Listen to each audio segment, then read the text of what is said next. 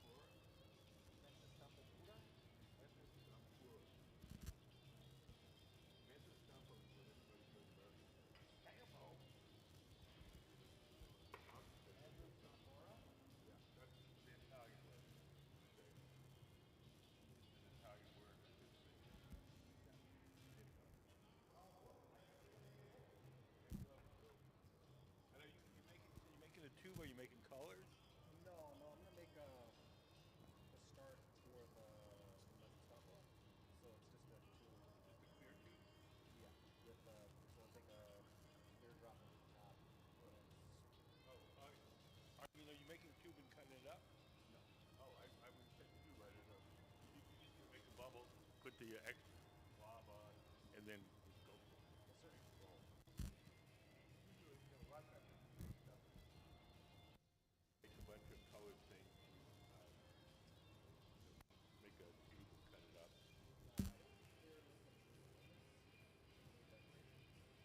And you don't have the size of large coming in? No.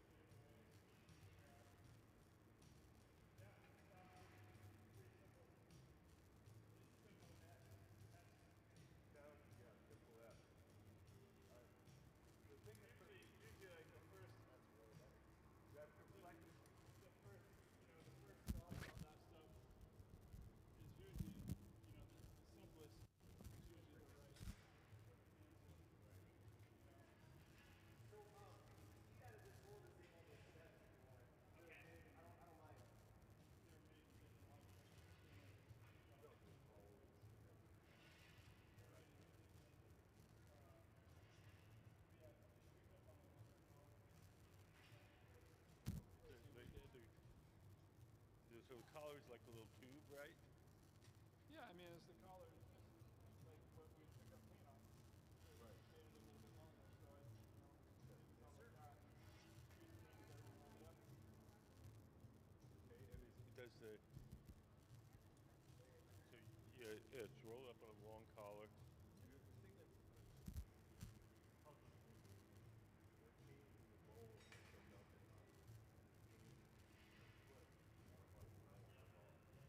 Yeah, that's part of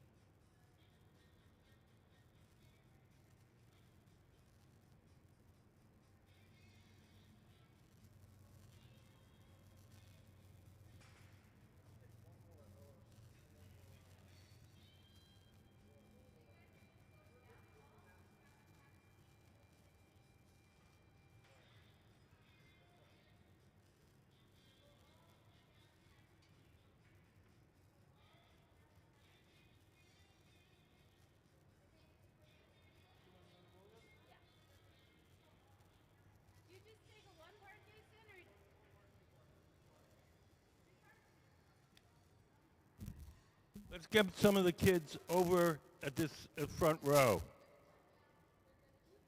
Front row, front row, front row. Is anybody listening?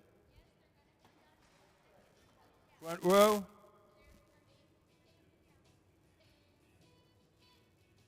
Nobody's listening to me.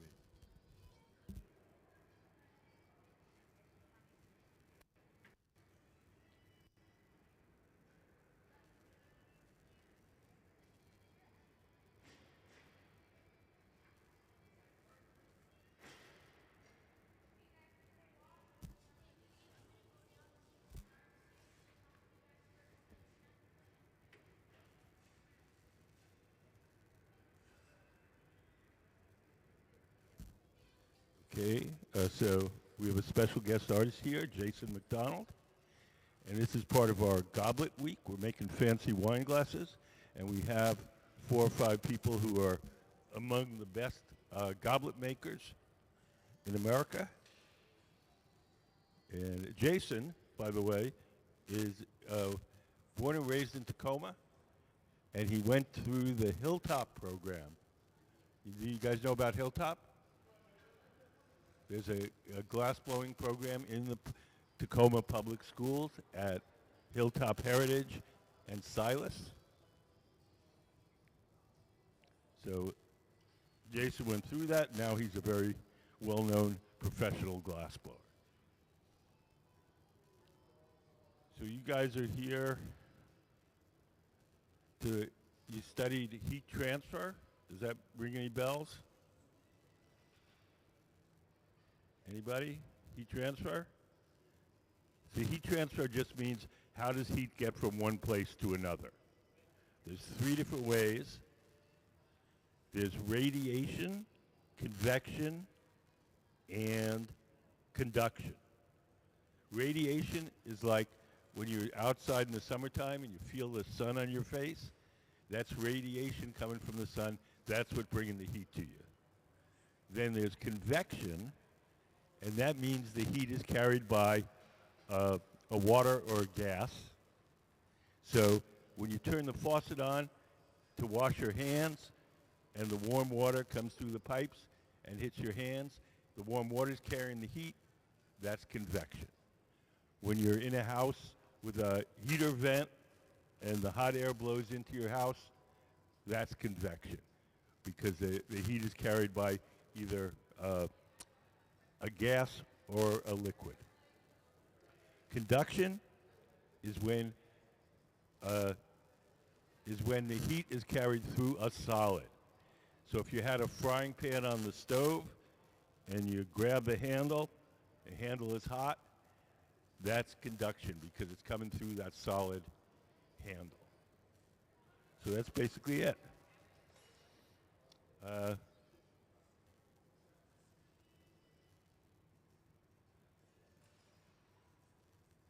So what Mr. McDonald is making today are fancy goblets.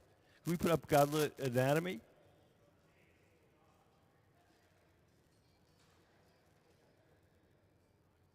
Can we put up goblet anatomy?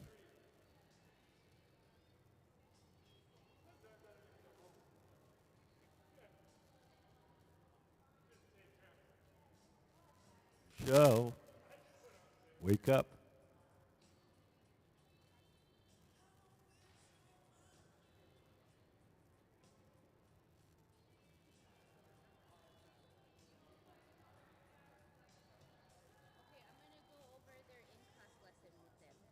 Okay, I told you to get the... That's not goblet anatomy. What did you ask her for? What did you ask her for? Ask her for goblet. Oh, Tom. Okay, so if you look up on the big screen, that shows you the different parts of a goblet that he's making. The bowl is the part that you drink out of. It's a big round part on top. So he's going to make a couple of those. He's going to put them in that silver oven there to keep them warm.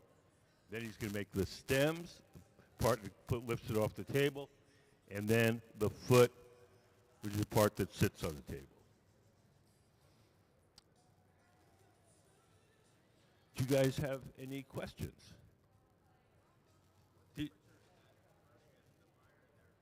The glory hole, that's the name of the round furnace, that's 2,300 degrees Fahrenheit. What? That's been called for hundreds of years.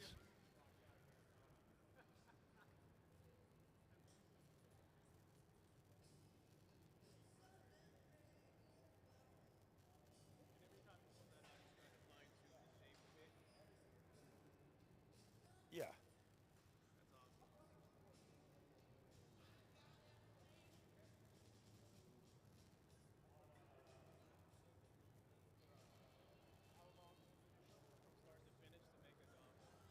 It's probably a half hour.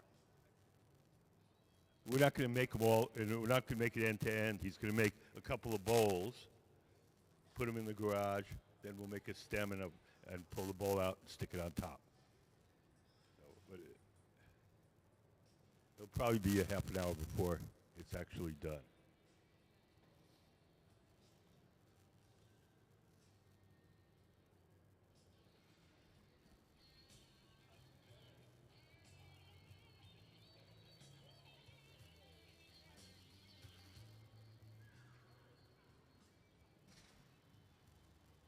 Hi, how are you guys? I'm good. So let me just give you a quick introduction to how glass blowing works here.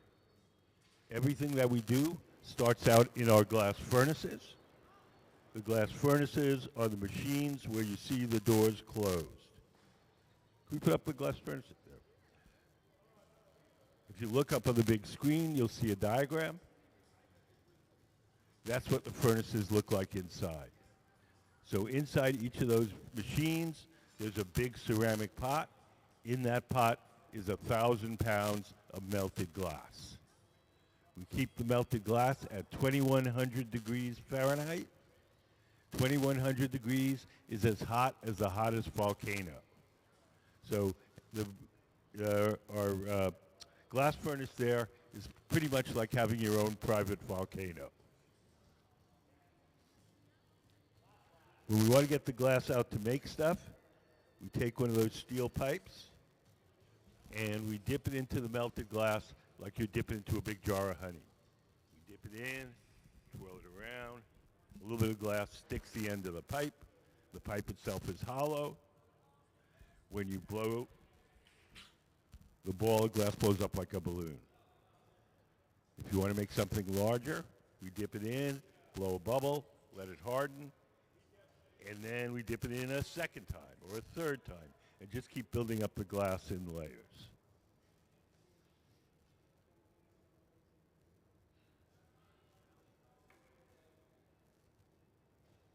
So there, Mr. McDonald gets some glass out on the end of that pipe. He's going to shape it on that steel table. And then he's going to blow one little puff of air through that steel tube, close it up with his thumb, and the heat and pressure will expand the air and blow the first bubble automatically.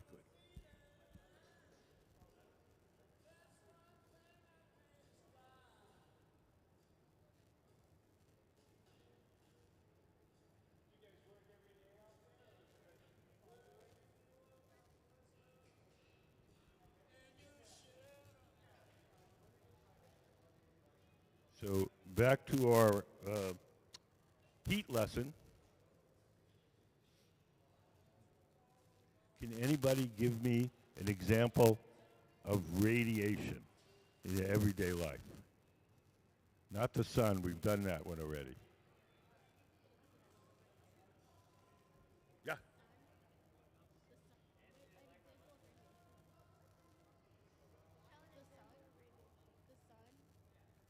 Yeah, that's the one I just told you, something else. Yes, if you stand in front of a fire and you feel the warmth from the fire, it's the heat from the fire, it's the radiation that hits you that makes you feel warm. So you get the glass jewel for that.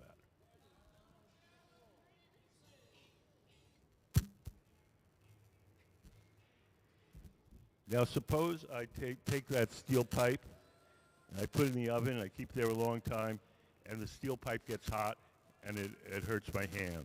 What kind of heat transfer is that?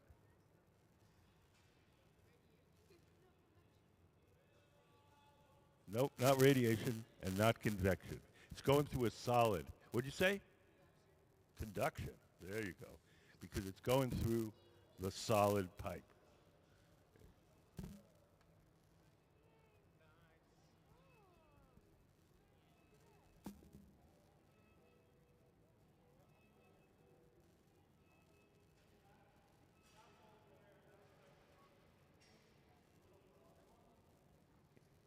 Okay, can somebody give me a example of convection when heat is carried by a liquid or a gas?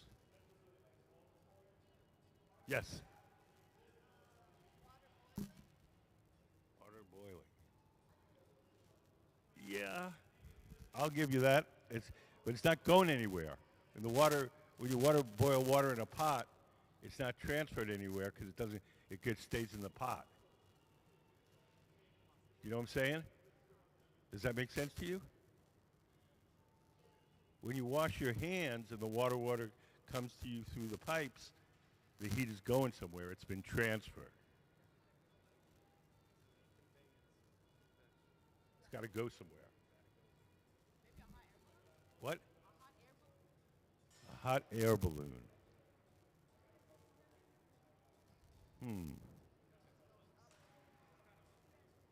Well, the heat. Yes. Well, that's convection. Yes. There we go. Because the burner in a hot air balloon creates heat. The hot air goes up inside the balloon, and so the heat is transferred.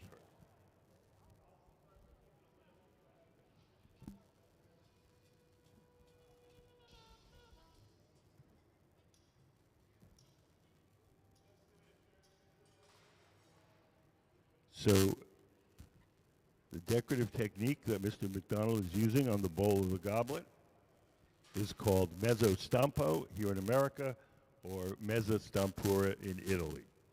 It means half pressed, and it's going to create a rib design going halfway up the bowl of the goblet. It's a classical design, dates back to the 1500s. Does anybody have any questions? Yeah.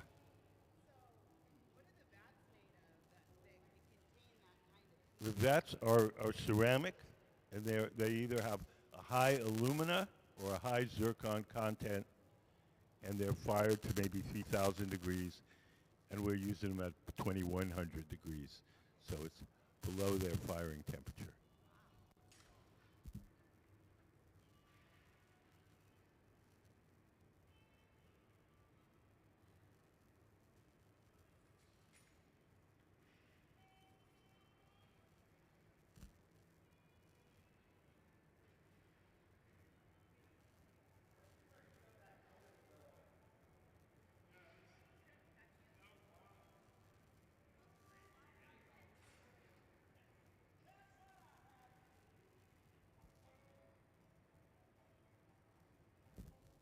Emily?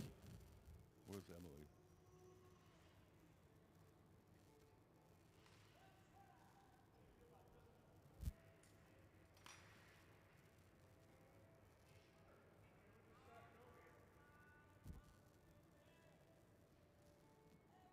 So now we're adding little dots of colored glass.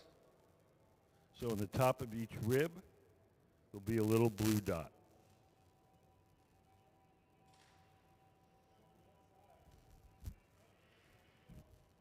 Do you guys have any questions?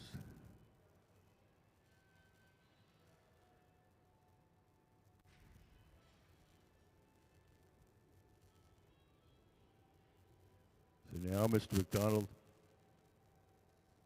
is going to give some more blue dots. All glass, when it's really hot, looks orange. The orange color that you're seeing is the glow from the heat, not the color of the glass. If you think about your own homes, If you have an electric stove, the burners are gray. When you turn them on to cook something, they get hot, they glow orange. When you turn them off, they cool down, the orange glow disappears. That's the same thing you're seeing here with the glass.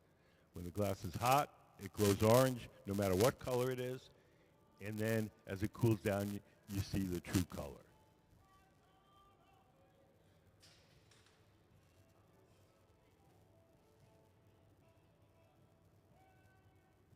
So Mr. McDonald has been a teacher at some of the most famous craft schools in the nation. He's taught at the Hilltop Glass School here in the Northwest. He's taught at the Penland School in North Carolina.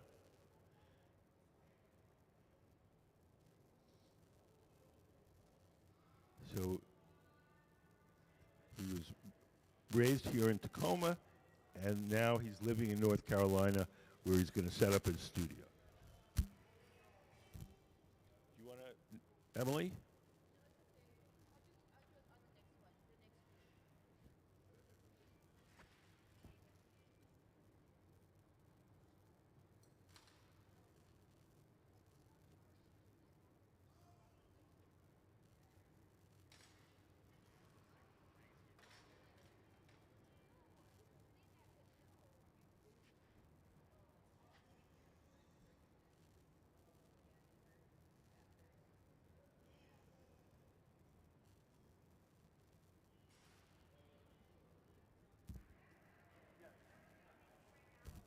Making a fancy goblet.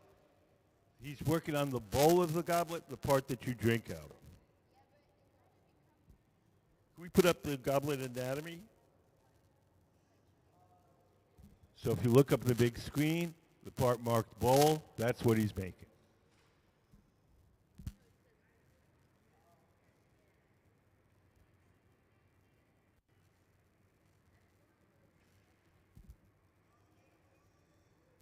How are you guys at your heat transfer? I'd say we're pretty good. Okay. Tell me the 3 times they heat transfer.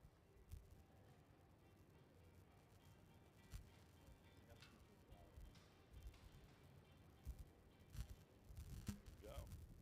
You're smart, girl. Yeah. There you go. Listening. For that, you get a glass jewel. Wow. Very cool. Can you give me an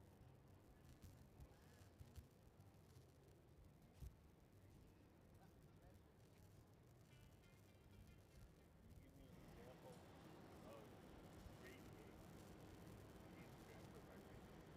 Inside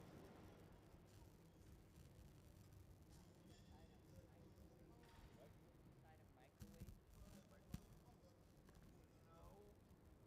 I mean, it's a good spot. It's good, yeah. The microwave hit the water inside your food, and the water, they excite the water, and that's what makes the thing hot.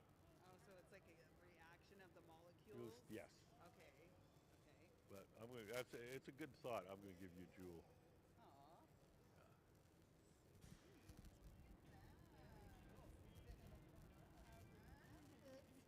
I told everybody to get the thing. Well, they didn't listen.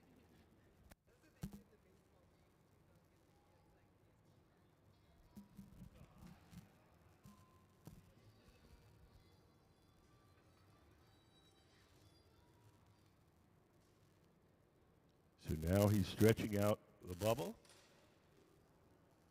If you notice that Mr. McDonald has a rubber tube, the rubber tube is connected to the end of the pipe so that he can blow into the bubble by himself.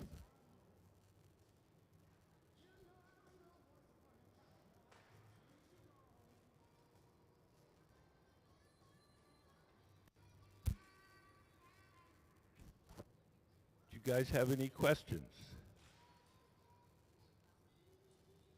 Do you guys know what glass is made out of?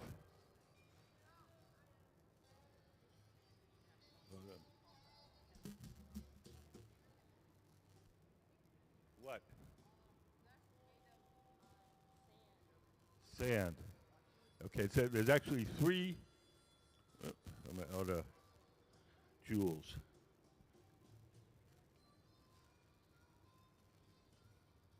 Can we put up the ingredients slide?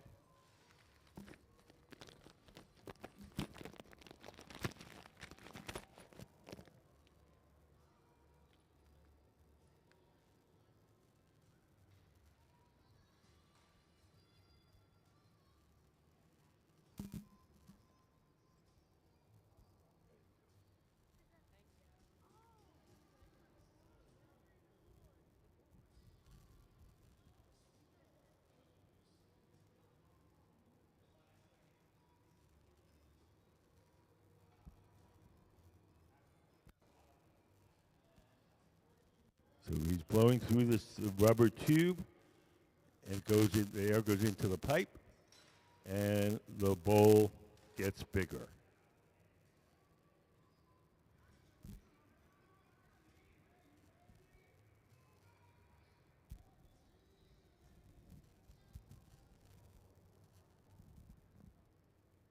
So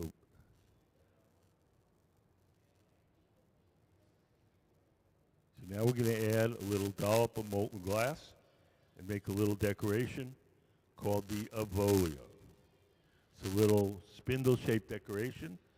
It usually goes on the bottom of the bowl of the goblet. He's given it a little squeeze with that tool called the jacks.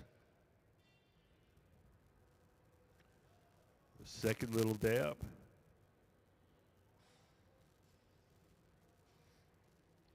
Could we put up goblet anatomy?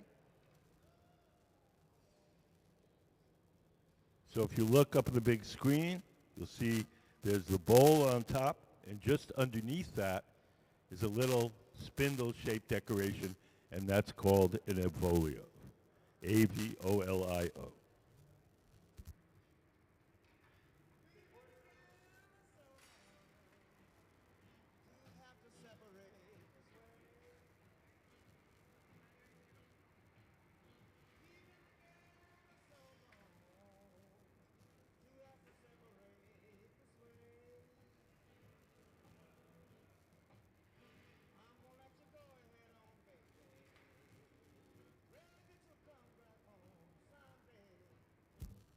So now we're going to transfer the bowl from the rod it was originally blown on to a second steel rod called the punty.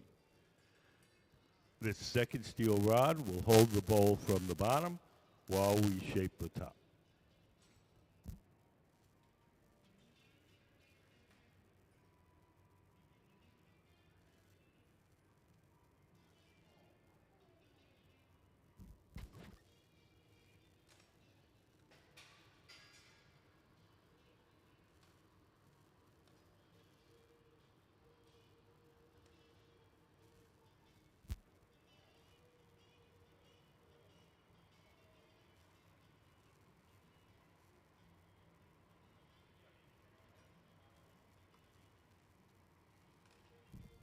So now, if you watch Mr. McDonald, he's had a torch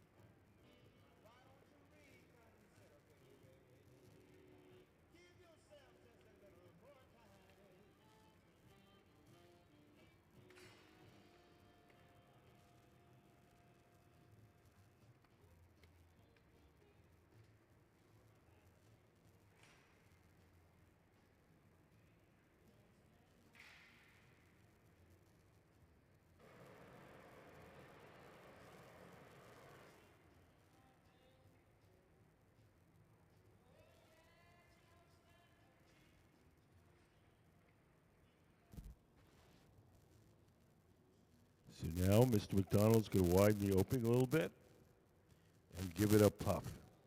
He's blowing through that crook tube and making the bubble, the bowl, a little bigger.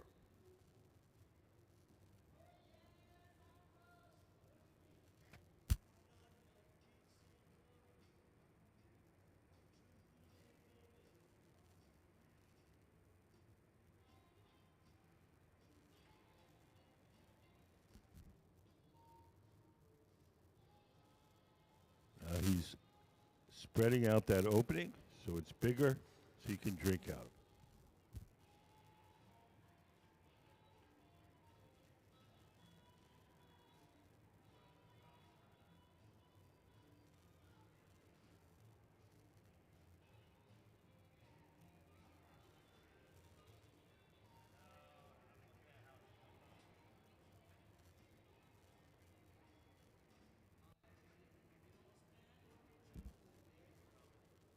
So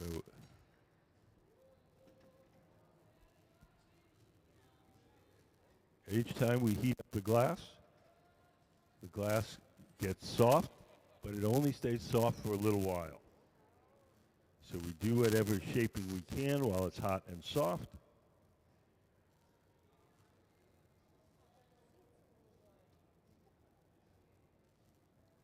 And then when it starts to cool and stiffen, we return to the glory hole and heat it up again. The glory hole runs on natural gas and forced air, and we keep it at approximately 2,300 degrees Fahrenheit.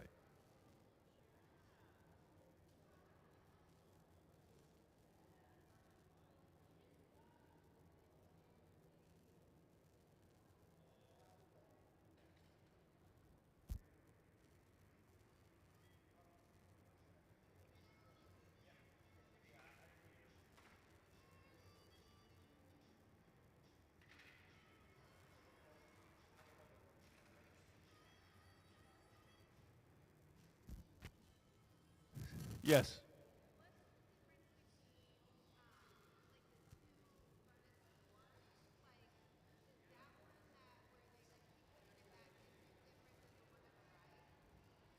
There's two kinds of furnaces. The round ones are called glory holes. Those are all the same. That glory hole is the same as that glory hole. The glass furnaces, where we keep the molten glass, those are different. Can we put up the furnace diagram?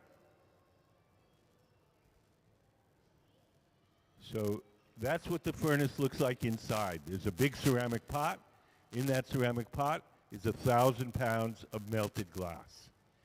When we want to get the glass out to make stuff, we heat up the end of a steel pipe, and we dip it into the melted glass, and a little bit of the glass sticks the end of the pipe, and then we blow, and it blows up like a balloon. Nope, they're all clear.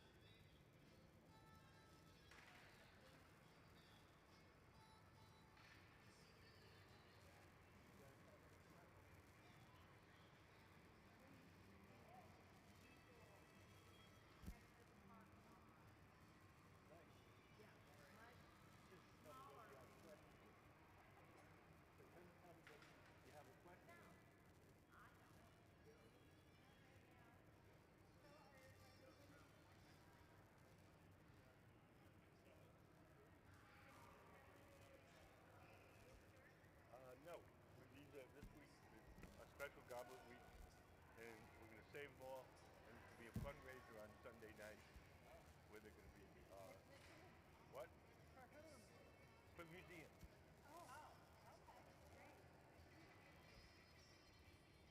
These aren't going to the store. I was here years ago and they were making these beautiful sections, round bases of different colors, and I wanted one. And they had to go dig around in the back in order to find it because they didn't have any on display. But, and we got one. You know, they were diligent. We met our needs. We aim to please.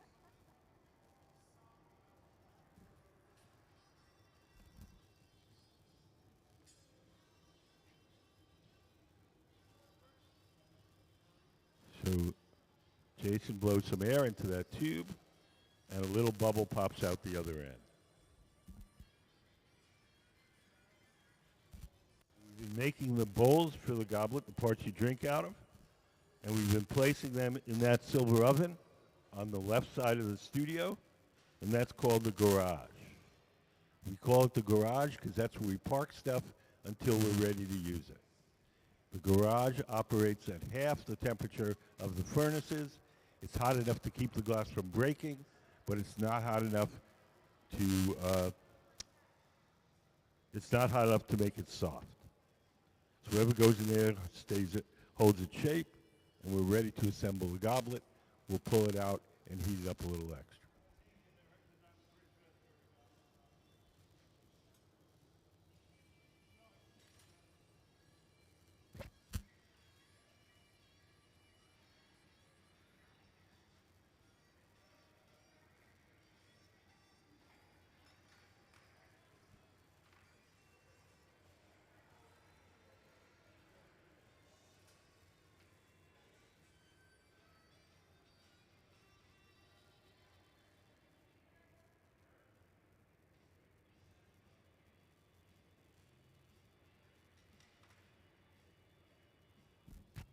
Now if you watch Ben, tall guy to the right of center, he's getting some molten glass out of our big glass furnace, and he's going to bring it to Mr. McDonald, and he's going to cover the bottom half of his bubble. So we're going to be making designs where the bowl of the goblet will have stripes, will have ridges, but the ridges only go halfway up the bubble. So this is referred to as mezzo stampo or mezza stampura. So he's going to shape that little glass that he just got, and then he's going to stuff it in a mold called the optic mold. We put up the optic mold drawing.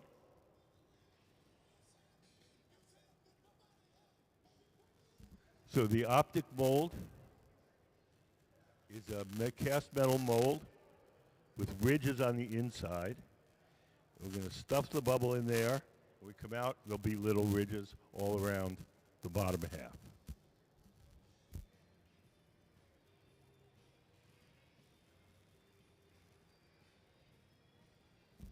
So now he's taking his tweezers and he's giving a squeeze to each of the ridges to make it more pronounced.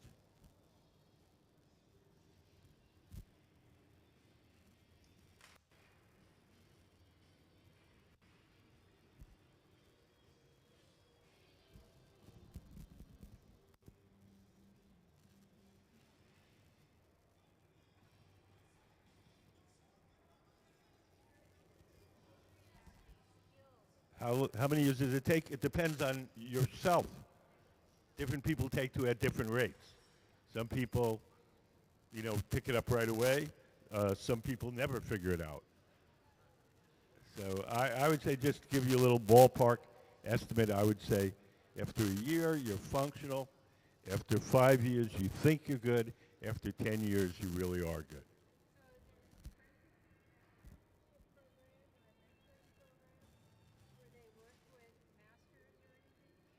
Well, there's no formal program here in the United States.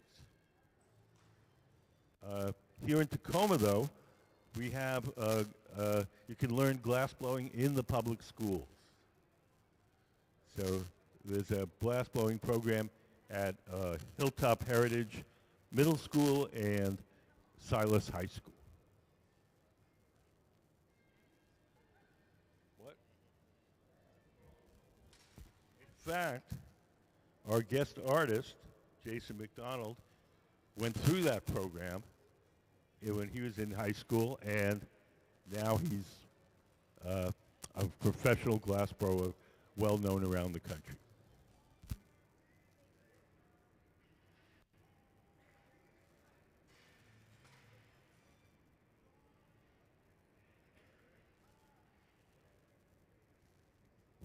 So now we're going to add little dots. So we just dab on a little dot of molten glass over each ridge. This that he's working on now is going to be the bowl of the goblet, the part that you drink out of. Can we put up the goblet anatomy again? So if you look up at the big screen, you see the part marked bowl. That's what he's making.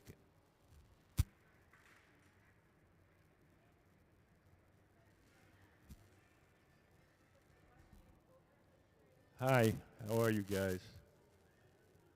Did you guys study heat transfer? Do you remember any of it? Oh my God. There you go. Okay. So, who could give me an example of convection? Yes.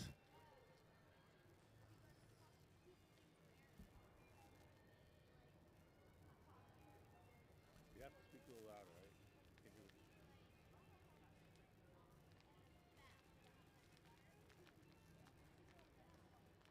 Yeah, the hot water from the heater going to the bath, that's convection.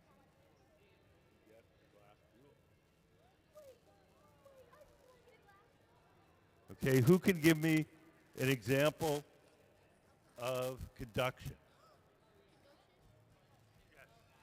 How about when you dip a cold spoon into hot cocoa, to hot cocoa, it gets warm? And like, I don't know which one that is. Would you say that again with hot cocoa? You know how you have a hot glass of like some type of liquid and you dip a spoon into it and the spoon gets hot? And the spoon gets hot? Yes, that's conduction. Thank you. There you go. Okay, who can give me an example of radiation? Yes.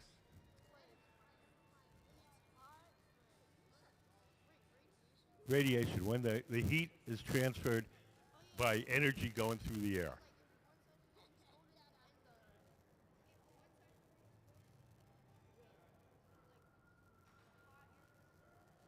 Well, that's convection because it's a gas that's carrying the heat, the air. Yes. The sun? Yes. So when the radiation from the sun hits your face and makes you warm, that's radiation. Because it's the energy from the sun that's carrying the heat.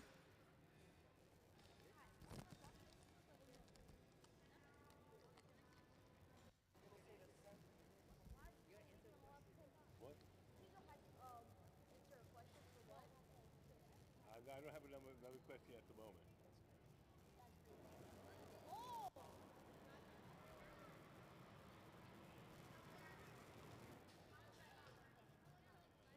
Say what? How is that?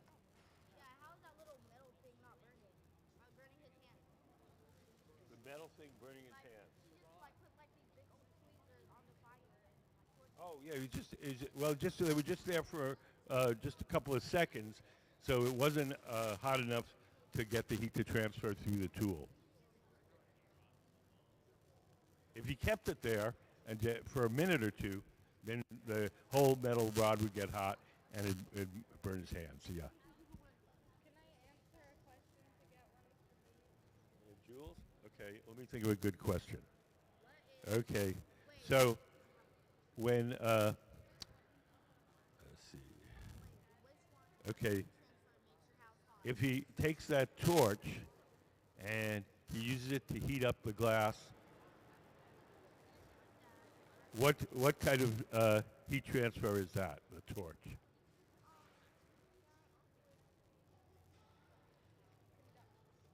Nope. Nope. Yeah, no jewel for that. What? No one's asking you.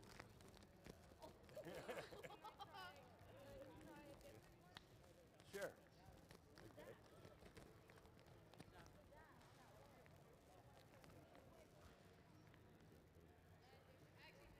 Wait, can I get a zesty one for the next question?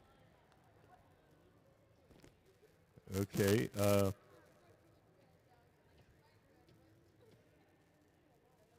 When you're in your house and the heat comes through a vent in your floor, it comes from your furnace, it pumps hot air into your house.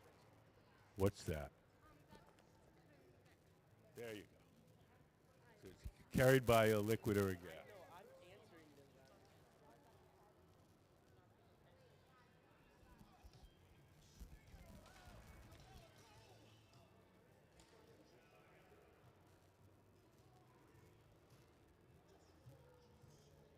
So This week is our Goblet week. So we have 4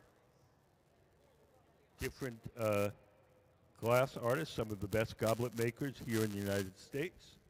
And today's guest is Jason McDonald, grew up in Tacoma, and now is living and working in North Carolina. He's been an instructor at many of the most prestigious craft schools in the nation, the Penland School of Crafts in North Carolina, here in the Northwest, the Pilchuck Glass School, at Urban Glass in New York City. So he has a very good teaching record.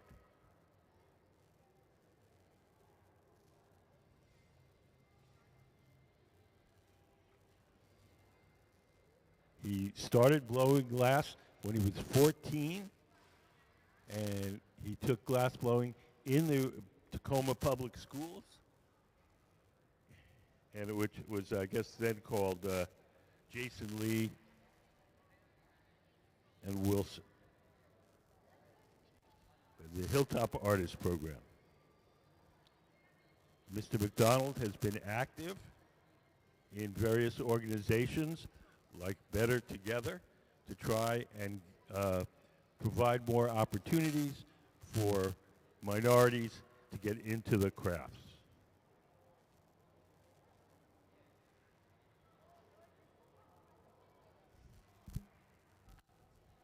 Just recently, last summer, he was what's called a gaffer at the Pilchuck Glass School, where he executed designs for different artists. It's a very hard job. You have to be really skilled because people can ask you to make just about anything in the world, and you got to figure out how to make it.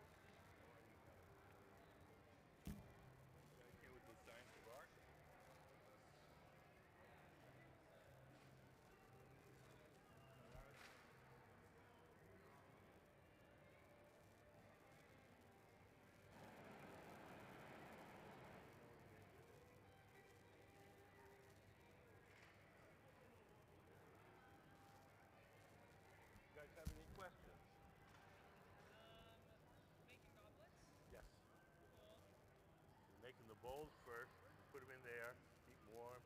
Then we make the stems and the feet and pull the bowls on top.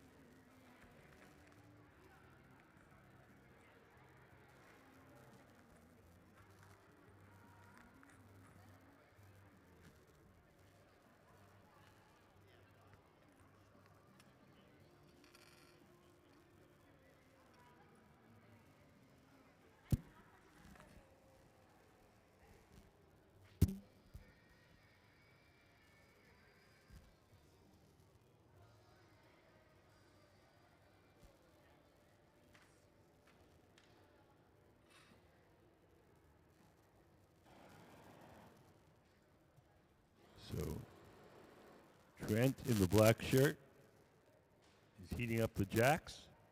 The jacks are those metal tongs that he uses to shape the glass. We heat the metal blades of the jacks, and then we rub them against a block of beeswax, and the wax melts onto the blades, and that lubricates it as we shape the glass.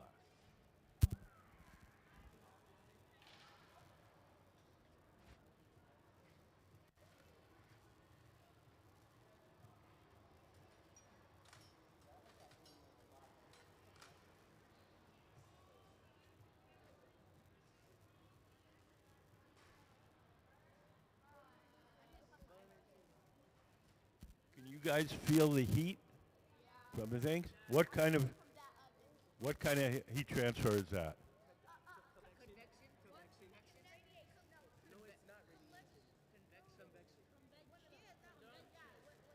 It's radiation. She was correct.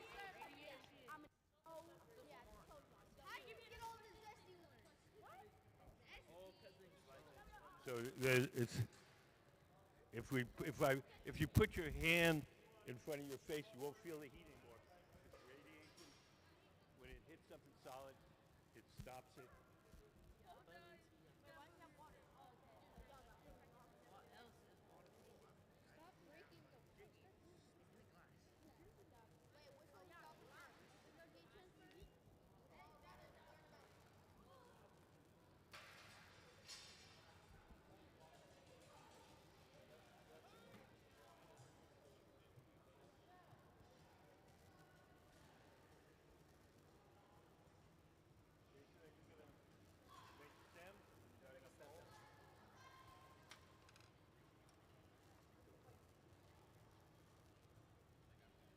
So can we put up a glass goblet anatomy again? So the part he's making now is the stem, the part that holds the bowl up in the air.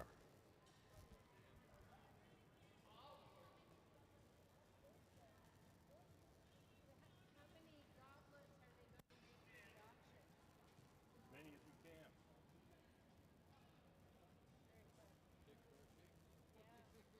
We don't have enough. Just keep making them till it's quitting time, and that'll be the number.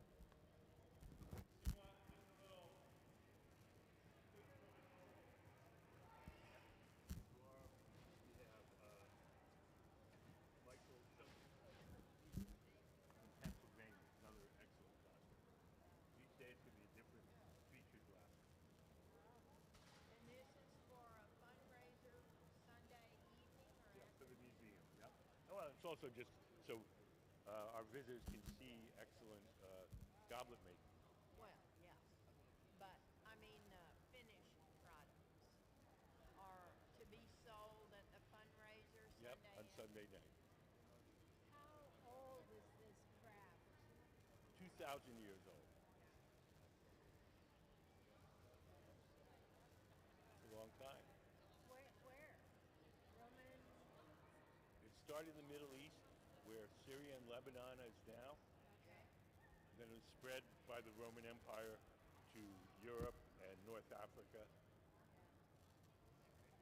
It's amazing the cultures. We were all traveling together in May, April and May, Uh-huh. and we did cruise across the Atlantic to the Azores, and we spent a lot of time in the North Mediterranean and saw the ruins and all that. You know, it's just such an ancient culture. You know, it's just amazing. Well, those guys were smart. Yeah. They made some cool stuff through buildings, through jewelry. Made it last.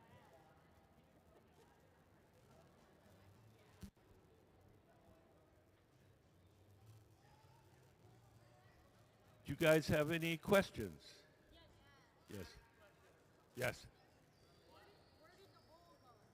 Where the bowl goes into that silver oven with called the garage, and that keeps it warm until we're ready to assemble the goblet. That's called the garage. Yep.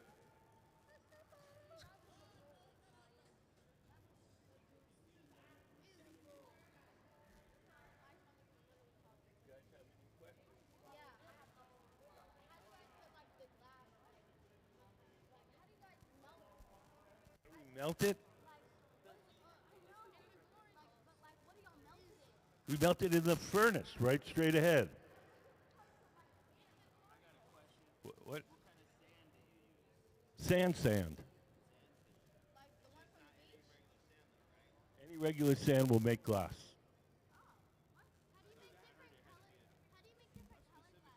The colors in glass come, well, there's three main ingredients in glass: sand, soda ash, and lime.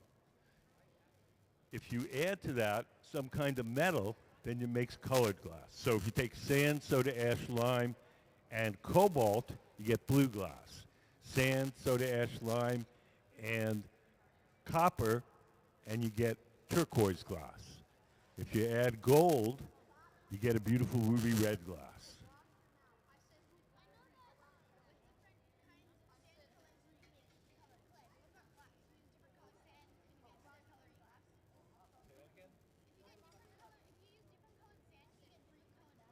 No, it's not the color. It's not the color of the sand.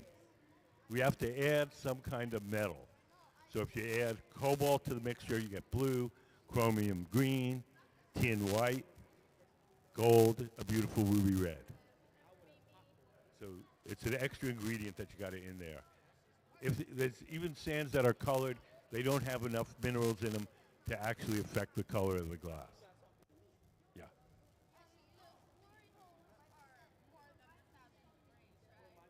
More glory holes are 2,300 degrees. 2,300 degrees. That's 200 degrees hotter than the hottest volcano. Walt. How hot does the oven have to be to melt the glass? Okay, when we're cooking the glass from scratch, we get it up to 2,400 degrees. And when we're just keeping it melted for working temperature, we keep it at 2,100. Is that how hot it is right now? Well, the glory hole is hotter. That's 2,300. There's no glass in the round ones with the doors open. The glass is only in the glass furnaces, which is the ones with the doors closed. Those have the tanks of glasses. What? Are those for sale? What for sale? Oh, you mean the vases on? No.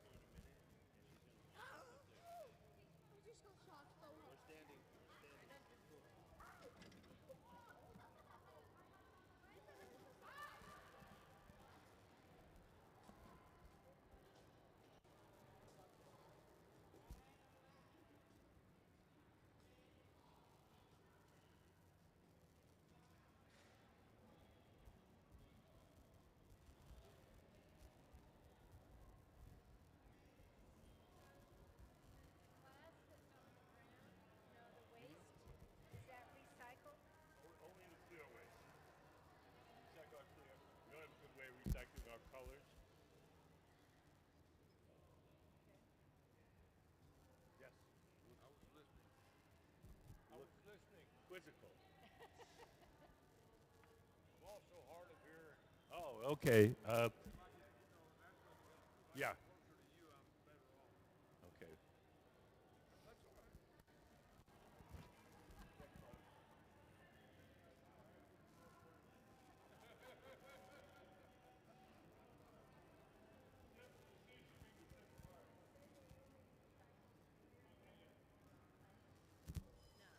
In a big factory where you have separate furnaces for each color, then you can throw the red back in the red, the blue back in the blue. But here we have all clear glass, and when we want to make a colored object, we blow a bubble of clear glass from the big furnace, we heat up a chunk of colored glass, and then we coat that initial bubble with a layer of the colored glass. We don't get the, so can we put up the color bar? So we buy our colors in the form of those bars. We buy it like an artist buys paint, red, yellow, blue. We heat up a little chunk of that colored glass and coat the original bubble with the colored glass. We have a little video. We can show you how we apply that. Can we play color overlay? The color in glass comes from adding various materials to the mixture of raw ingredients called batch. Most of the colorants are compounds containing some kind of metal. For example, adding cobalt to clear glass creates a deep blue. Tin and antimony can be used to create white glass, and gold chloride can produce a rich red or pink colored glass. Colored glass is melted in furnaces, just like clear glass, and then is usually rolled into bars for storage and easy application. In order to apply color bar to a bubble, we first need to preheat the color to approximately 950 or 1000 degrees Fahrenheit in a color oven or garage. Once warm, the color is then picked up on the end of a punty rod using a little bit of clear glass as a support. The color is then heated in the 2300 degree glory hole to soften it and make it malleable, while another artist creates a small bubble of clear glass on a blowpipe. Once warm, the color is dropped over the clear bubble, and then using a variety of hand tools or the steel marver, the color is rolled back over the clear in an even layer. This process is called dropping color, or creating a color overlay. Depending on the project, that bubble is then usually gathered over with clear glass and blown into the final form.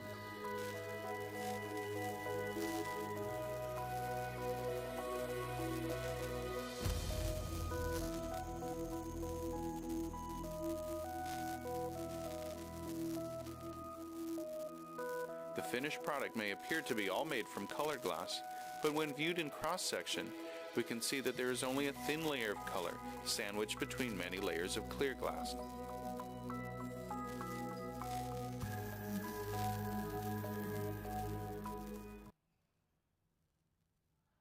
The reason that we do that, color our glass in that manner, is so that we can have any color we want, anytime we want.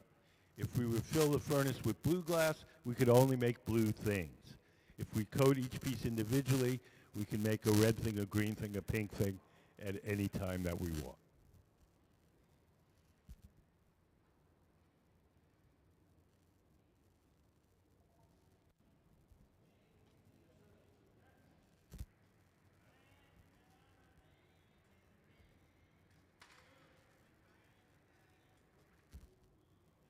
So we're going to put a little stripe.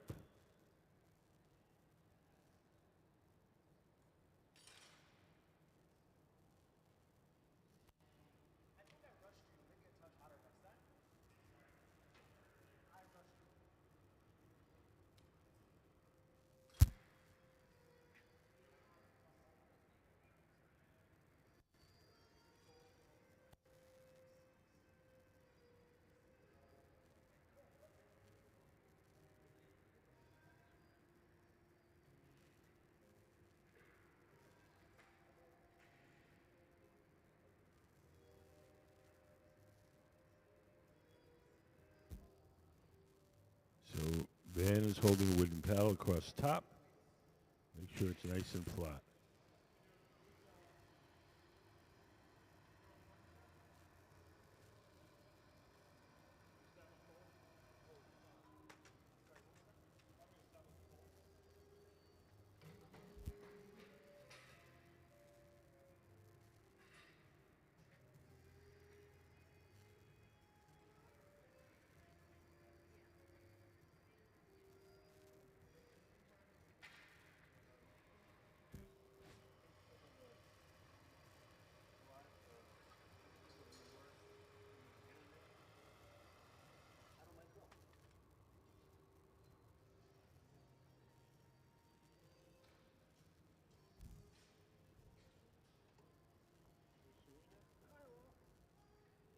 Jason says we can take stuff off the internet. Okay, I stole a bunch of stuff from this website, and I already made a slide for it upstairs, or a PowerPoint. Is it in the switcher? Can I call? Yeah, you can call for it. Michelle's waiting for a good time, but you can call for it now. Should be in there. Could we put up some of Mr. McDonald's work up on the big screen? Mr. McDonald, Major Jason McDonald, is our special guest artist today. He's the man sitting at the bench with the cap.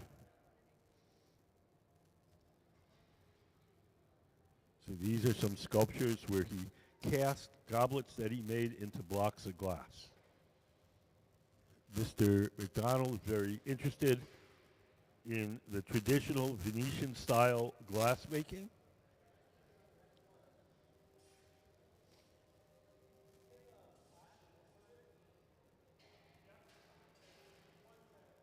Starting in 1979, a number of Venetian masters came here to the Northwest and began teaching the young Americans how to blow glass.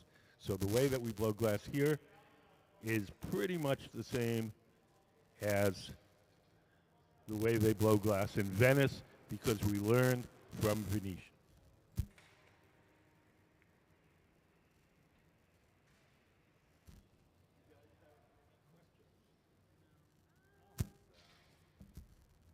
How much do you know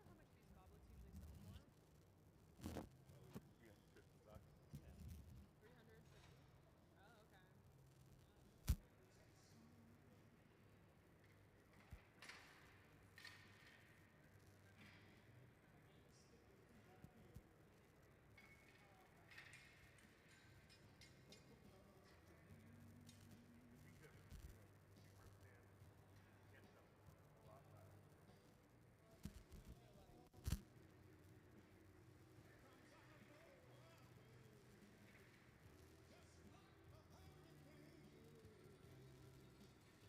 Oh, okay. The glass is being a little recalcitrant. Heat that up and try it again.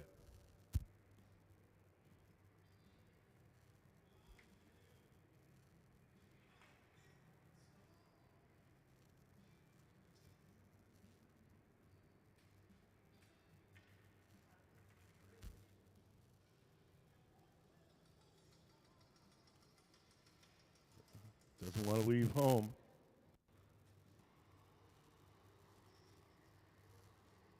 Everything that we make here has to be cooled slowly or it'll break. The slow cooling process is called annealing. So we'll take this goblet off the metal rod, we'll place it in an oven called the annealer, and where it'll be cooled very slowly overnight.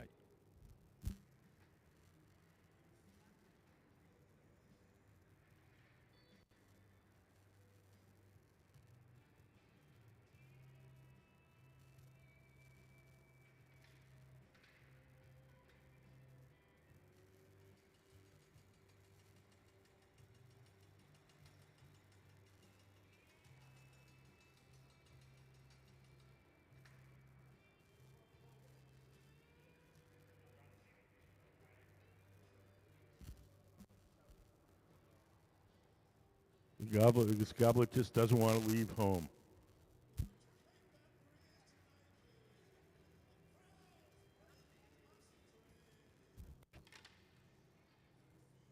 There we go. A few drops of water on the joint between the goblet and the metal rod. The water cracked the joint. Whoa. There we go. Let's have a big hand for Jason McDonald and the Museum of Glass Hot Shop team. So perseverance pays off.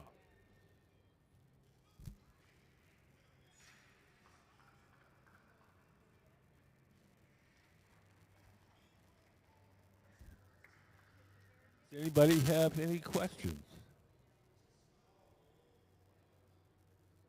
Anything you've always wanted to know about glass but were afraid to ask?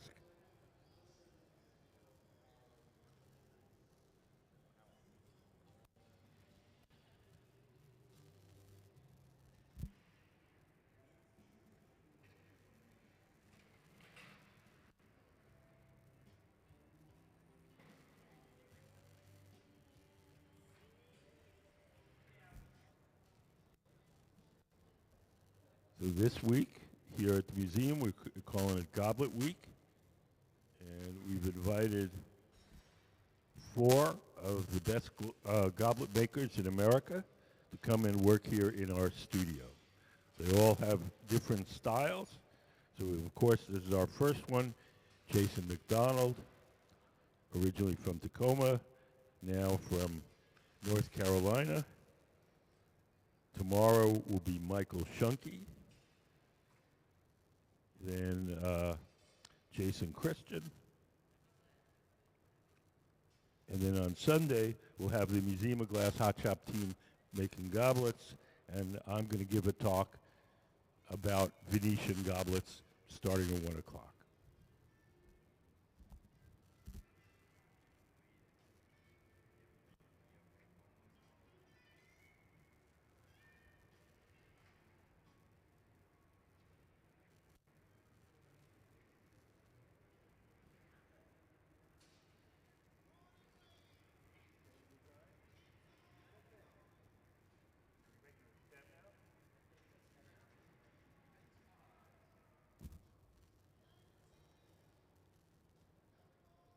So Mr. McDonald is rolling the glass on the steel table.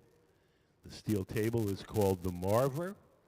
We use it for shaping the glass, but we also use it to cool the glass off. So when we roll against the steel, the heat is transferred to the steel table.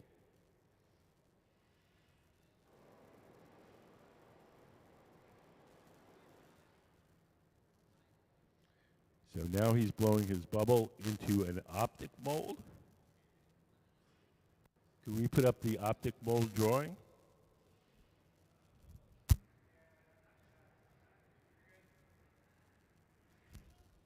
So the optic mold is a cast metal mold, and it's used to give the glass a texture, not a final shape.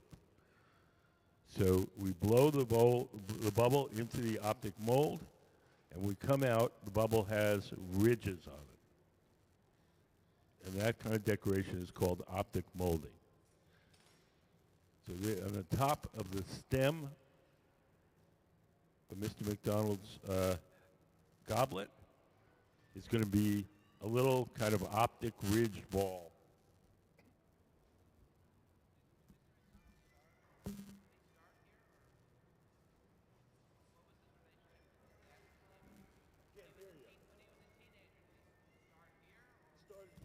He started at the Hilltop Artists program in the Tacoma Public Schools.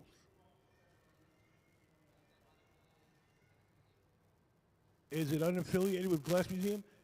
It is. There's no technical affiliation, but we're friends. So we often take some of the young people as interns. We have them here to execute some of their projects. We let them work in the shop on the third Thursday of every month. So we have a lot of programs together. Their program, it's a separate thing from here, but we're friends with that program.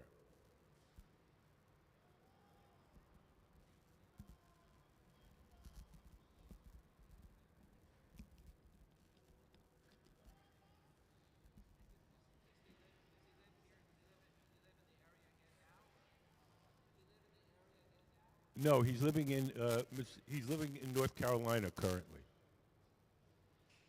but he grew up here.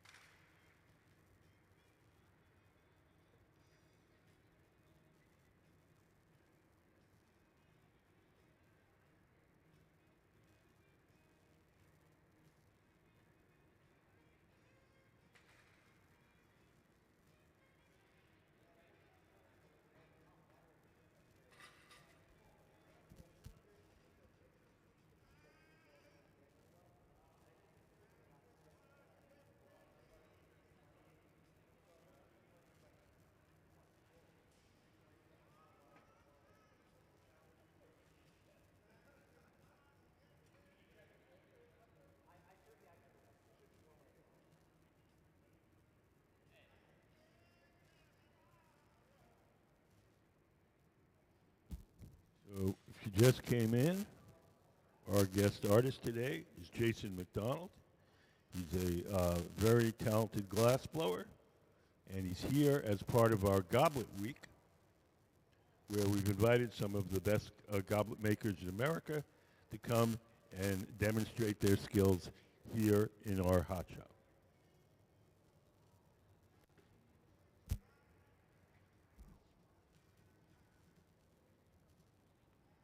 Mr. McDonald is being assisted by our resident team of glass blowers here. We have a very talented team of glass blowers that work here full time. And that's Sarah Gilbert bringing the glass to Mr. McDonald.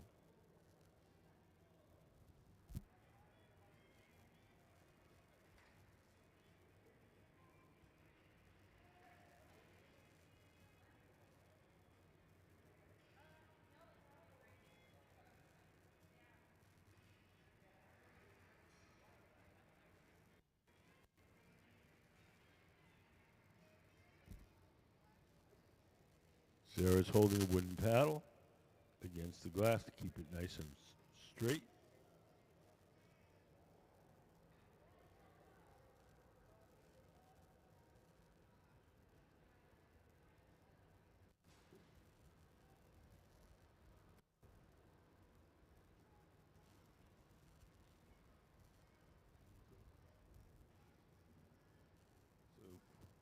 So the next thing we're going to do is called a blown foot. We made a second bubble. We're going to get that really hot. We're going to hold it up in the air and let it droop onto the stem.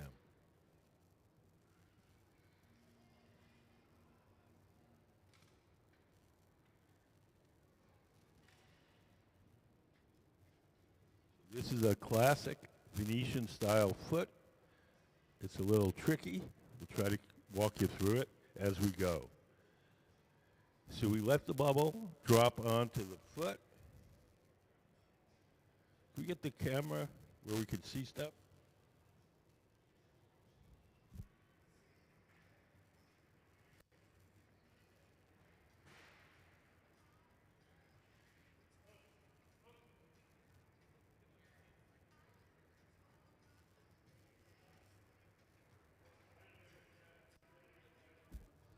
So we made it into a teardrop shape.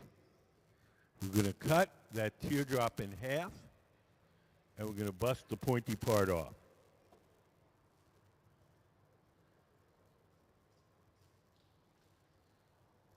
So now we're left with a hollow sphere with a little hole in the end.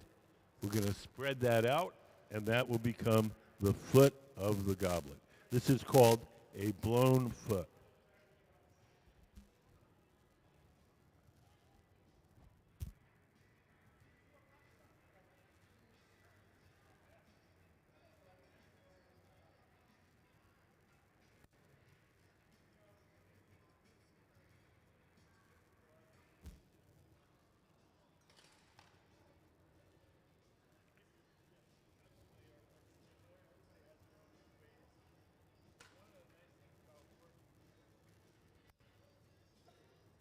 Does anybody have any questions?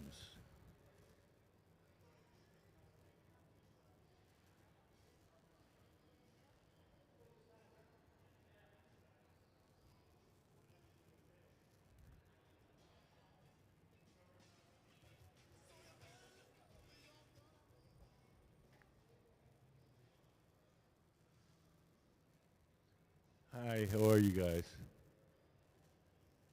Do you guys have any questions? Okay, cool.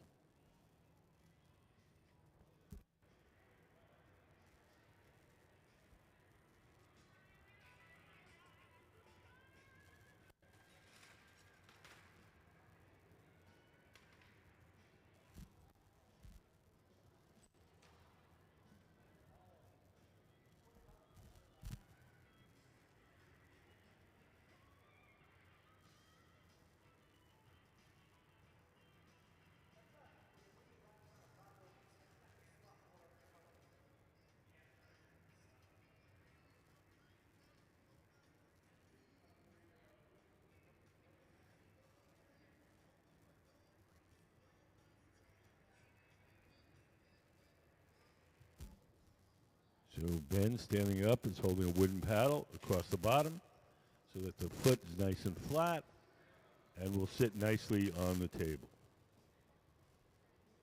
So the next part of this process is to transfer the stem and the foot from the rod it's on now, the blowpipe, to a second steel rod called the punty. The second steel rod will hold it from the bottom, and then we'll be able to attach the bowl, the drinking part on top.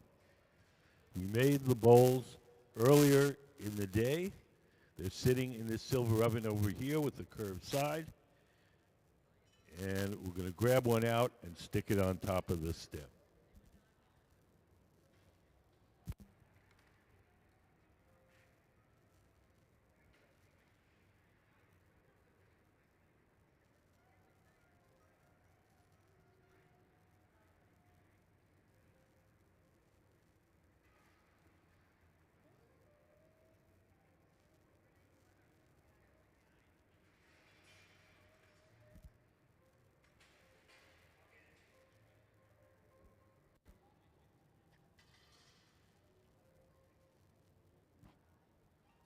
So this goblet assembly will happen very quickly. Mr. McDonald will sit at the workbench with the stem and the foot.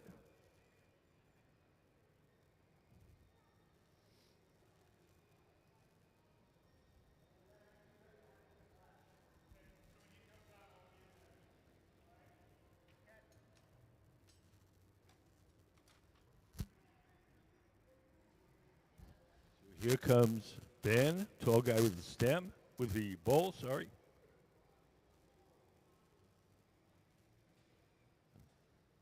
We heat up a little spot on the stem so it's soft and sticky, and we press the bowl against it, and the two are joined.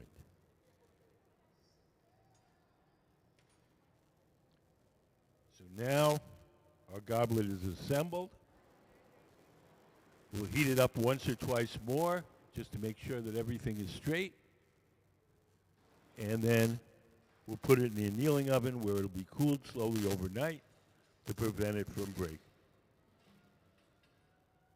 Each day, we heat up the annealing oven to 925 degrees.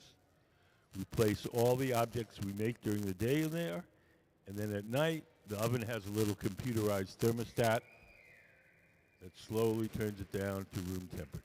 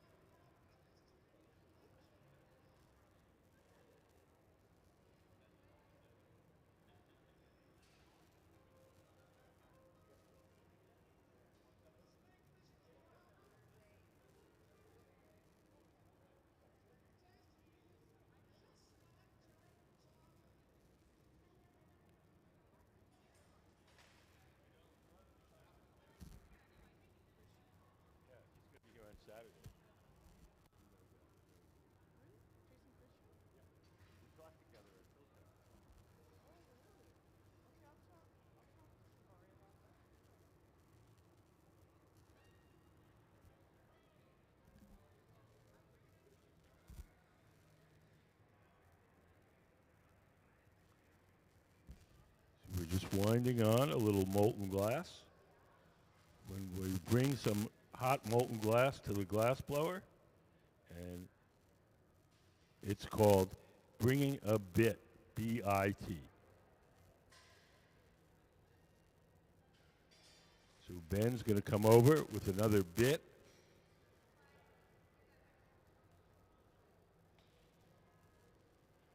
Oh no, sorry. He's going to put a second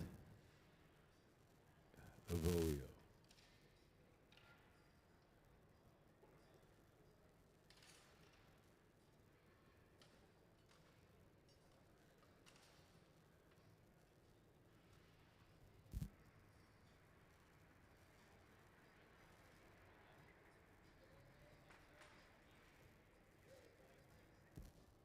So we're going to drop a bubble on to make the hollow section of the stem.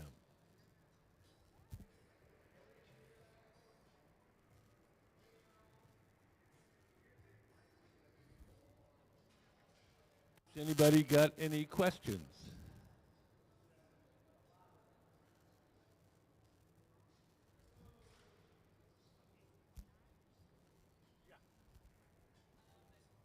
Is tonight free admission to the museum? I don't know. Are you not sure? It should be because it's third Thursday. Oh, then it is. Oh, okay.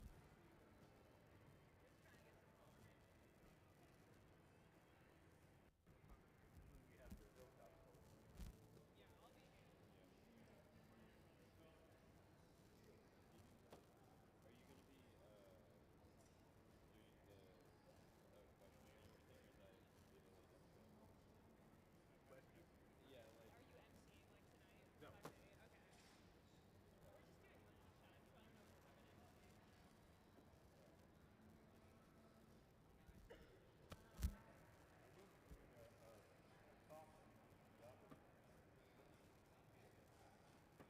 Are you emceeing like tonight? No. 5 to 8? Okay. We're just getting lunchtime, so I don't know if we'll have an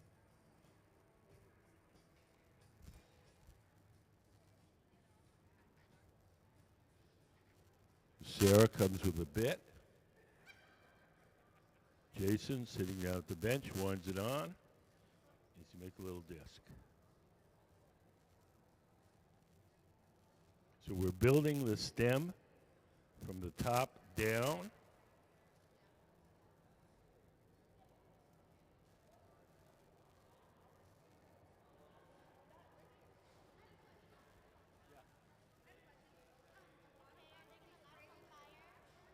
Yes.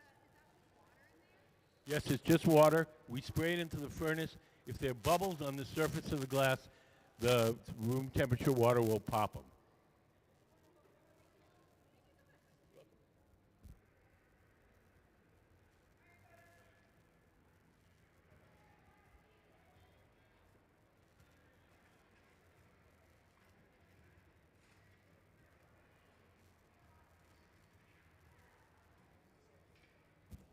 So we're getting ready to add the foot. Ben has blown a second bubble. He just handed it over to Mr. McDonald. Mr. McDonald will shape it. Then he'll hand it back to Ben. Ben is the tall guy in the gray shirt. Jason McDonald is the man sitting at the bench, and he's our guest artist for today.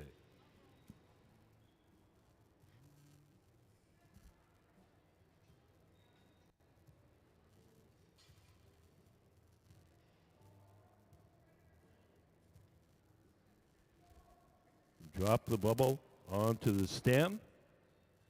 We'll cut it off in a big teardrop shape. We'll heat up that teardrop, and then we're going to cut that in half.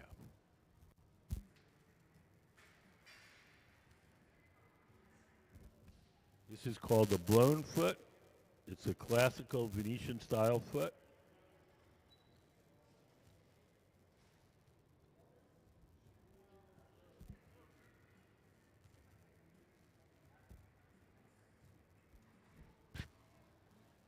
Goblet making is extremely hard. There's so many things that can go wrong at any moment.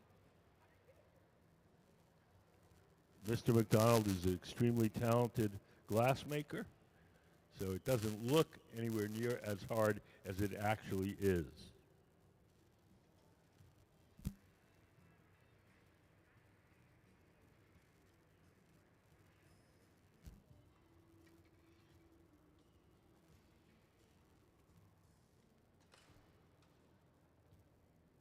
Blow a little air into that bubble. Make it a little bigger and fuller. And then we're going to spread that out to make the foot. Mr. McDonald, Jason McDonald, our guest artist, is being assisted by the Museum of Glass Hot Shop team. We have a resident team of very talented glass blowers. And when a guest artist comes, who's a very good glassmaker themselves, then our team assists them. We have Sarah Gilbert leaning on the metal shield, Trenton Kiocho rushing over with a little bit of glass for Jason, and then Ben Cobb, tall guy in the gray shirt, who's somewhere around here. There he is.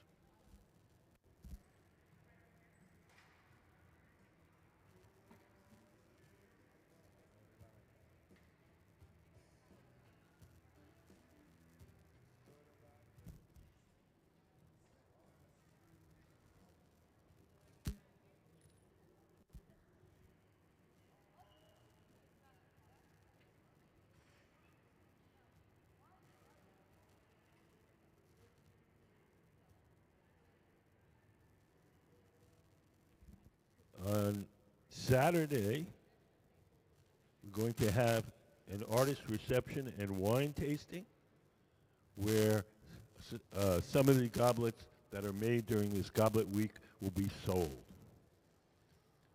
So if you're interested in getting tickets for that reception, you can go to the front desk or you can purchase them online. None of these goblets will be sold in our store. They're all going to be sold at our reception to raise money for the museum.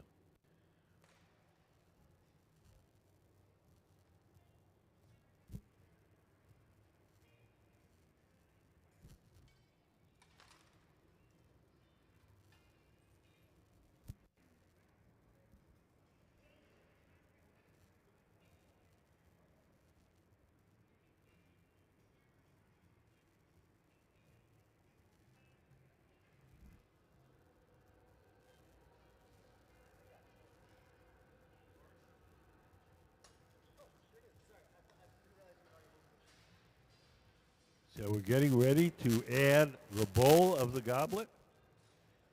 We made the bowl earlier in the day. It's been sitting in that silver oven with the curved side. That's called the garage. We call it the garage because that's where we park stuff until we're ready to use it. So Mr. McDonald, sitting at the bench, has heated up the top of the stem with that torch, making it soft and sticky. And then here comes Ben with the bowl. We press the two together. They're stuck forever.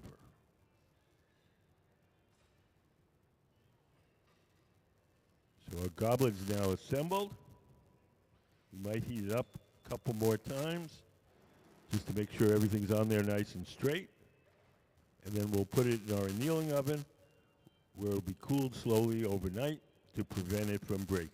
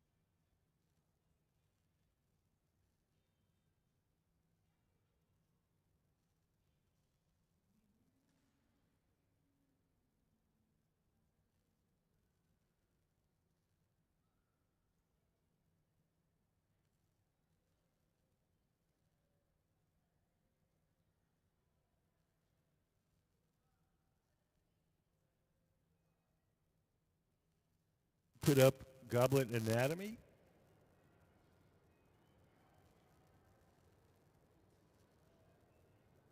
So right now in the center workbench, our guest artist, Jason McDonald, is making the bowl of the goblet. You can see on that diagram up on the big screen which part is the bowl. He's going to add a little extra glass on the bottom.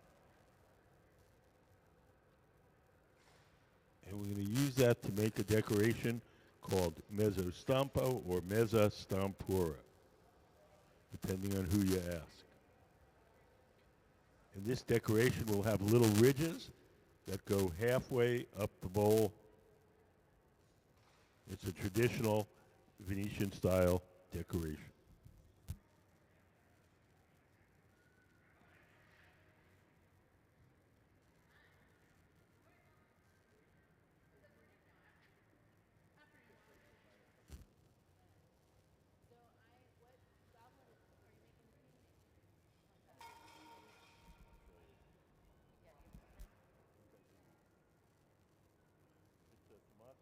Goblet that's made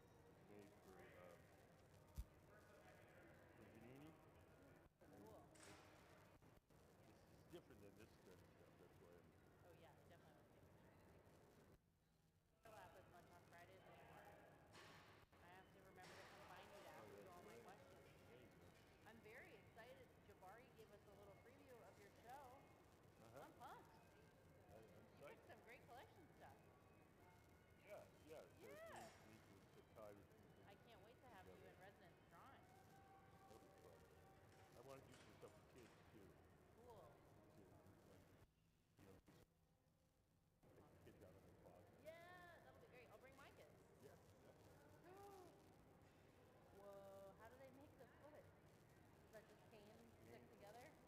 That's Roll up the crazy. cane, and then they squeeze it down, Yeah. spread it out, and stick it to yours, and Wow. wear. Each time. Okay. There's bowls. They made bowls and water glasses and That's cool.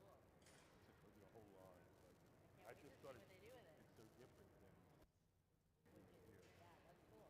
That's great. And that'll be in my talk. I love it. I can't wait. I can't wait. We got a big group. You had all those students just come through. But they were Been just, busy or today? yeah, everything was good. Always fun. Right. That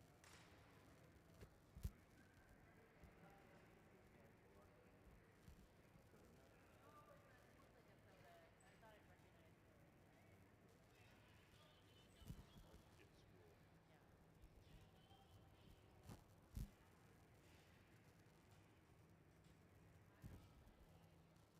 So if you just came in, this is our Goblet Week, and we've invited some of the best goblet makers in America to come and work with our team here making goblets. Making goblets is hard. These guys are super good at it, so they make it look a lot easier than it is, but I can attest from personal experience that it's a pretty hard thing to do. Lots can go wrong. So right now, Mr. McDonald, Jason McDonald, our guest artist, is making the stem of the goblet.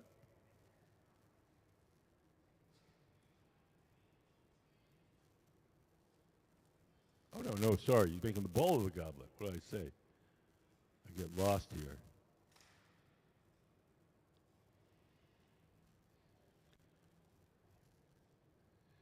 So this style of bowl is called mezzo stampo, or mezzo stampura. It means half pressed, and so it has little ridges that go maybe a third of the way up the bowl. So he's putting little dots on top of each of the ridges.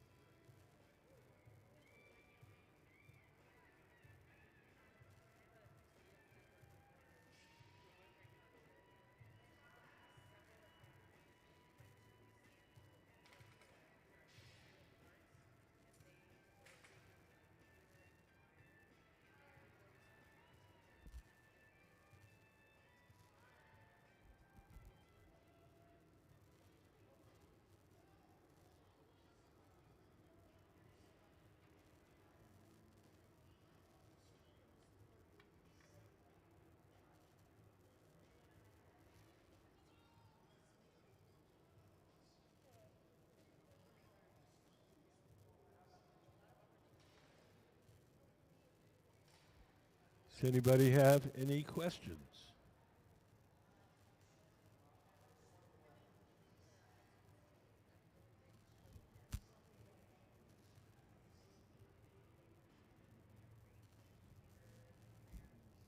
Our general practice, when we make goblets like these, we make the bowls, the parts you drink out of. We'll make several of them in a row. We'll place the bowls in the silver oven here called the garage. That'll keep them warm. Then we'll start to make the stems and the feet, and we'll put the bowl on top.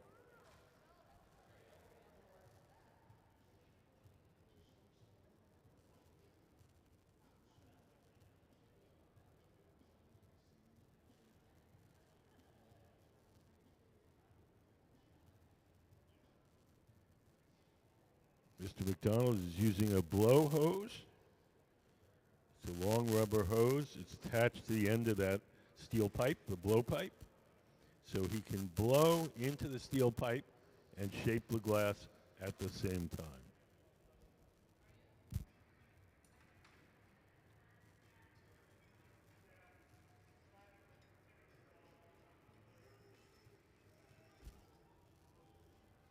Sarah's bringing what we call a bit, just a dab of molten glass.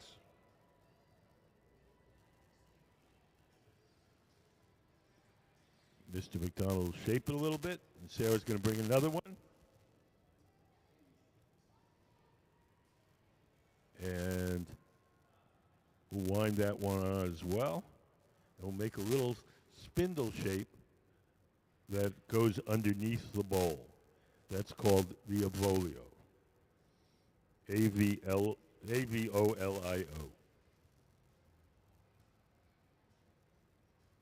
Has anybody got any questions?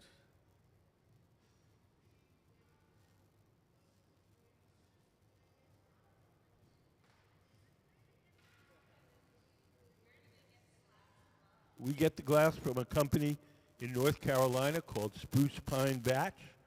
We get it in a form called batch, and batch is like a cake mix. It's got all the ingredients proportioned out, but it's not yet glass. So we shovel that mixture into the furnaces, we cook it overnight. In the morning, it becomes glass.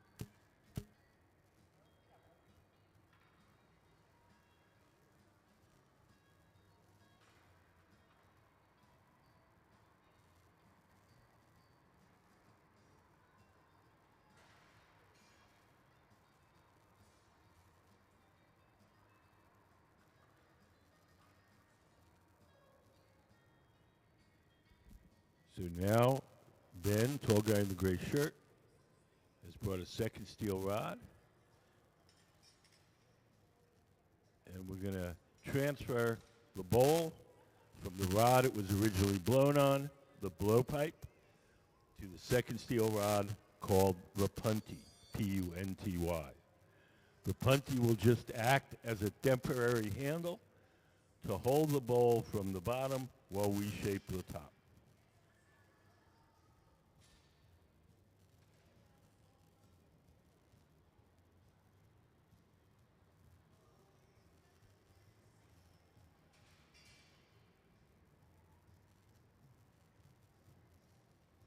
We have two ways in which we heat up the glass.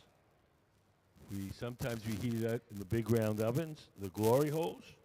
Sometimes we heat it up with a torch, like Mr. McDonald's doing right now. The torches allow us to focus the heat in a particular place. When we stick it in the glory hole, the round oven, kind of heats it up more generally. When we need the heat specifically in a certain place, we use the torches.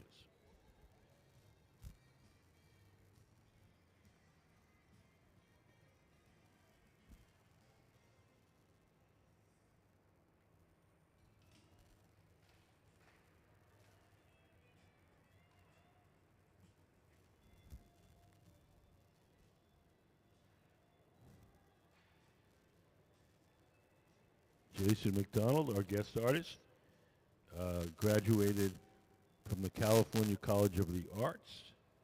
He did his master's at Tyler in Philadelphia.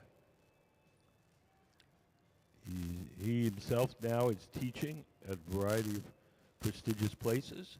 He's taught at the world-famous Pilchuck Glass School, at the Penland School of Crafts in North Carolina, at Urban Glass in New York City, and many others.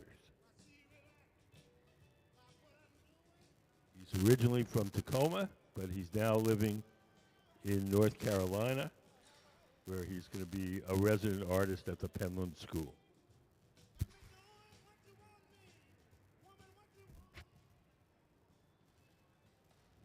Mr. McDonald is also involved in a variety of organizations like Better Together that are trying to provide more opportunities for people of color in the crafts.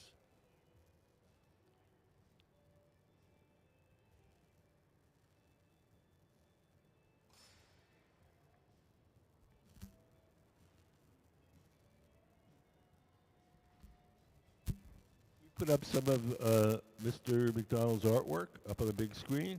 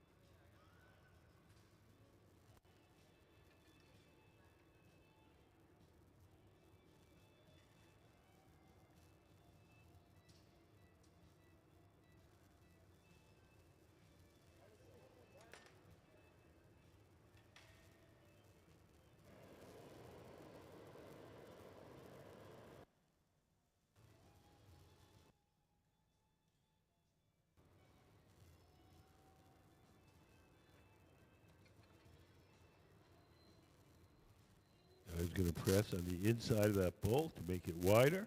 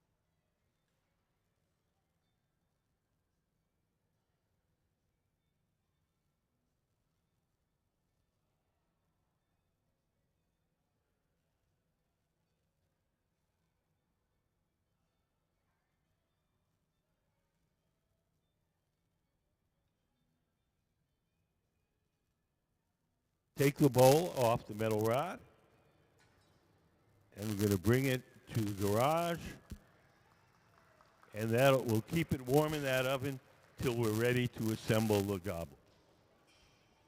So we're going to make several bowls in a row, stick them in the garage, then we'll start to make stems and feet, and we'll stick the bowls on top. Has anybody got any questions? Yes. Yes. Yeah, Mr. McDonald is a Hilltop alumni. Hilltop Artists is a program in the Tacoma Public Schools where kids can actually learn glass blowing in the public schools. It starts in middle school at Hilltop Heritage, and then it goes on through high school at Silas. Hilltop Heritage used to be Jason Lee, and Silas used to be Wilson. For all you old Tacomites, Tacomans.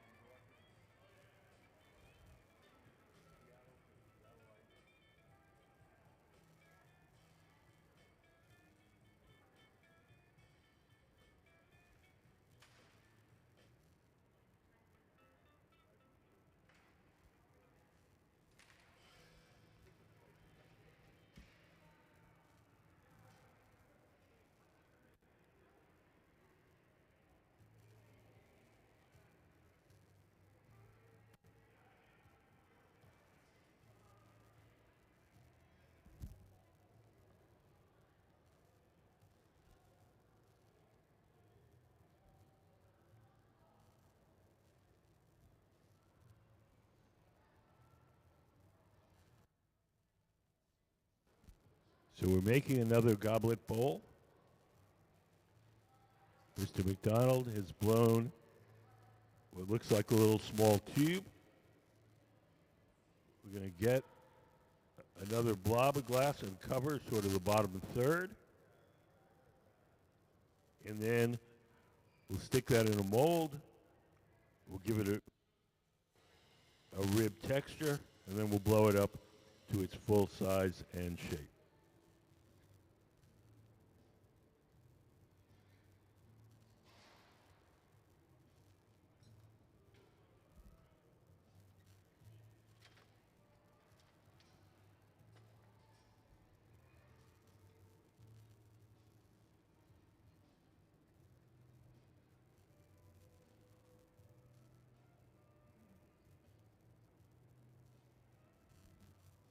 So now Ben is coming over with a little bit of molten glass. We'll drop it on Jason's bubble.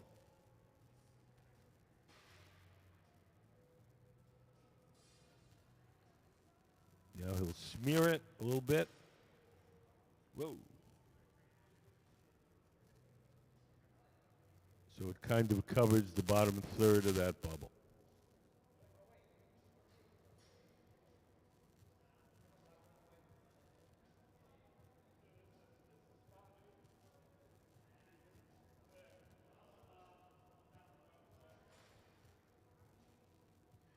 Heat that up, and we're going to stuff it into a mold called the optic mold, and it will give a ridge texture to the glass that we just added.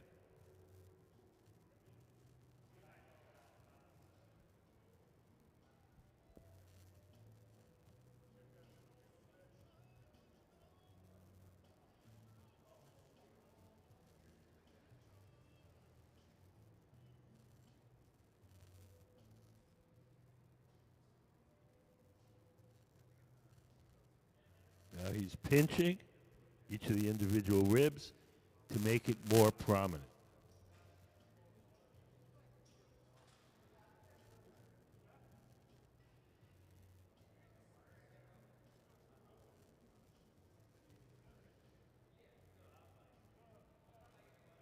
Saturday night, the